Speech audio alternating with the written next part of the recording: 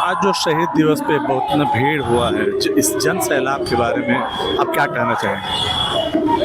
देखिए, पहली बात तो ये कोई नया नहीं, ये बरसों बरस से 21 जुलाई मनती आ रही है, आगे भी यूं ही मनेगी। और जैसा कि दीदी ने कहा है, माननीय मुख्यमंत्री ने, कि ये 21 जुलाई कोई भी, जब तक बंगाल का इतिहास रहेगा, जब तक बंगाल रहेगा, 21 जुलाई मनाई जाएगी। तो मैं यही समझती हूँ कि आप भी देख रहे हैं कि जब दीदी पावर में नहीं थी तब भी 21 जुलाई मनाती थी वो अपने तरीके से, और आवाम भी उनसे जुड़ती थी। मगर जब पावर में आई उसके बाद उसको और धूमधाम से मनाया, धूमधाम से नहीं कहना चाहिए, वर्ड एग्जैक्ट नहीं है, बल्कि और जोशो खरोश से उन शहीदों को नमन किया, श्रद्धांजलि दी, जिसमें कि बंगाल जुड़ गया। ये कहते हैं ना, पूरा बंगाल साथ आ गया। तो मैं यही समझती हूँ कि आने वाले दिनों में आप भी देख रहे 26 में और अच्छे तरीके से हम सब मनाएंगे और श्रद्धांजलि देंगे और नमन करेंगे, और ये बताएंगे पूरे विश्व को, पूरे हिंदुस्तान को, कि जब बात शहीदों की आती है तो माननीय मुख्यमंत्री और बंगाल के लोग अव्वल रहते हैं, क्योंकि उन्होंने देखा है आज़ादी के समय, आज़ादी में कितने लोग शहीद हुए। हमने देखा है, बंगाल ने देखा है नेताजी सुभाष चंद्र बोस को, बंगाल ने देखा है स्वामी विवेकानंद को। क्या आज के राजनीतिक के लोग और नेता जो है, क्या शहीदों को आदर्श मान के उनके रास्ते पे चल रहे हैं, शहीदों के रास्ते पे? बिल्कुल चलते हैं, क्यों नहीं चलते। ये देखिए, ये हर पार्टी की अपनी आइडियोलॉजी है, हर पार्टी की अपनी राजनीति है, वो लोग किनको मानते हैं और किस प्रकार से। देखिए, एक बात आपको कहना चाहूँगी, क्योंकि आपने पूछा है, हम बंगाली हैं, बंगाल में रहते हैं, तो ज़रूर हम शहीदों को मानते हैं, हम नमन करते हैं। जैसे कि मैंने पहले भी कहा कि आज़ादी के संग्राम में जितने भी महागुरु रहे हैं, कवि रविंद्रनाथ ठाकुर से लेके नेताजी सुभाष चंद्र बोस से लेके सरोजिनी नायडू से लेके जितने भी महान व्यक्ति, बंगाल से इतिहास उनका रहा है। आज आप देख लीजिए रामकृष्ण मिशन, जो कि मिशन के तहत काम करता है, जिन्होंने ठाकुर परमहंस ने कहा था, जो तो मौत तो पौत, ये भी बंगाल से ही हुआ। तो इसलिए मैं ये ज़रूर कहना चाहूँगी, हर पार्टी की जिस तरीके से अपनी आइडियोलॉजी, शहीदों को नमन सभी करते हैं, क्योंकि आप कभी, जैसे हम कहते हैं महात्मा गांधी राष्ट्रपिता, वो भी शहीद है ना। लेकिन ये अलग बात है, हर पार्टी की अपनी राजनीति है, तो अपने अपने लोगों को लेकर आगे बढ़ती है, आगे बढ़ते रहेंगे यही। लेकिन बंगाल में किसी ने भी किसी कॉज के लिए, मार्टियर कहते हैं उनको, शहीद हुए हैं किसी भी वजह से देश हित में, वो सभी शहीद है। और सभी पार्टी ले लेके चलते हैं, हम अपने लेके चलते हैं 21 जुलाई में बंगाल को, यही बात है। आज आपकी पार्टी जो है, टीएमसी सरकार, आज जो है 2026 की बिगुल फूट चुकी है। 26 का बिगुल फूक चुकी है, बड़े धूमधाम से फूका है दीदी ने, और ये बता दिया है केंद्र की सरकार को, मोदी सरकार को, कि बंगाल जो कभी नहीं देखा वो अब की बार देखेगा। क्योंकि दीदी ने बिगुल बजाते यही कहा, बंगाल अस्मिता की बात, बंगाली भाषा की बात। दीदी ने कहा है कि हम बांग्ला भाषा पर किसी भी प्रकार का अत्याचार नहीं सहेंगे, बंगालियों पर नहीं सहेंगे, चाहे वो किसी भी प्रांत में हो हमारे देश के।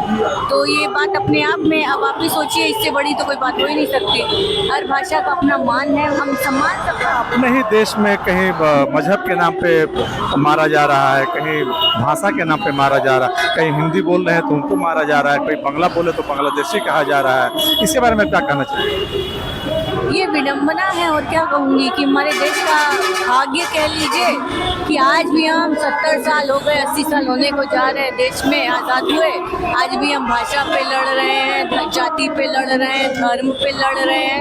इस पे नहीं लड़ते, बेरोजगारी से कौन निकालेगा। इस पे नहीं लड़ते कि आज जो हमारे समाज में कुरीतियाँ हैं उससे कौन उबारेगा।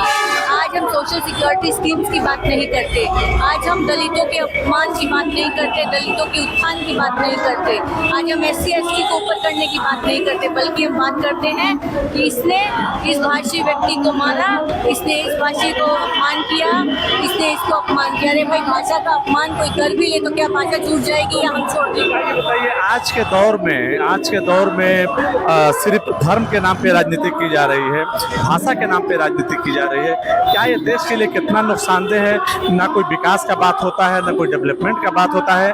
आज इतना राजनीति इतने नीचे स्तर तक आ गया है कि क्या या पब्लिक का माइंड डाइवर्ट किया जाता है या ना काम करने की वजह से, क्या इसी बारे में कहना चाहिए? जी, ये बहुत खतरनाक चीज़ है कि मतलब अगर हमारा देश को इस आग में झोंका जा रहा है तो ये बहुत ही खतरनाक है, क्योंकि देश का आखिरकार करना क्या, हम लोग को डेवलपमेंट चाहिए, देश को डेवलपमेंट चाहिए, देश आगे बढ़ना चाहिए, व्यक्ति विशेष नहीं देश विशेष है। क्या कोई अगर पार्टी सिर्फ धर्म की बात कर रही है, भाषा की बात कर रही है, तो जो दूसरी विपक्ष की पार्टियां हैं वो अपना डेवलपमेंट की बात कर रहे हैं, ये भी पार्टी उन्हीं का जवाब दे रही हैं। तो ऐसा नहीं कि दोनों सब पार्टियों के चक्कर में ये जनता का नुकसान हो रहा है, जनता की कोई बात नहीं कर रहा है और जनता भी इतनी भोली भाली है कि ये बात में भाग जा रही है। कभी कभी तो मुझे लगता है कि ये सब मुद्दे भी जनता को बरगलाने के लिए ही, कभी कभी मुझे लगता है, ये मेरा व्यक्तिगत मानना है कि जनता का दिमाग या तो कहीं किसी प्रकार से हटाने के लिए है या किसी प्रकार से इनको बरगलाने के लिए, कि वो कहते हैं ना, मूर्खों में अंधों में काना सरदा, वही हाल है। तो जनता को बरगलाओ, बहकाओ और अपनी राजनीति। क्या ये असल मुद्दे से माइंड डाइवर्सन करने की राजनीति हो गया है और बहुत आसान सा हो गया है? एकदम आपने सही पकड़ा है कि मतलब असल मुद्दे को हटा दिया गया। और सरकार में है, सपोज आप मंत्री हैं और आप अपना जवाब ना देके कि हमने 5 साल में क्या किया है और आप सिर्फ जो है जो बात नहीं करना चाहिए वो बात कर रही हैं, तो क्या है हमारी जो भारत देश को कितना नुकसान है और हमारी भोली भाली जनता को कितना नुकसान है? क्या जनता भी इसका जिम्मेदार है? बिल्कुल जनता जिम्मेदार है, क्योंकि असल में होता क्या है कि हम बोलते हैं डेवलपमेंट की बात जनता करती है, लेकिन जब वोट करती है तो वही जाति धर्म पे करती है। ये तो कहीं ना कहीं हम खुद जिम्मेदार है ना, कि हम बोलते हैं कि हमें डेवलपमेंट चाहिए, हमारे रिपोर्ट कार्ड मांगते हैं, हम खुद मांगते हैं भाई, जनता होने के नाते में आपने क्या किया, आपने क्या किया। और जब पार्टियां कंपेयर भी कराती हैं, अपना मेमोरेंडम या एजेंडा लेके भी आती है, हम सुनते हैं, देखते हैं, सब समझते हैं, लेकिन कहा जाए मशीनरी लग जाता है पार्टी से लेके मीडिया तक, उसी जनता उस चक्कर में फंस जाती है। इसके बारे में क्या कहना चाहिए?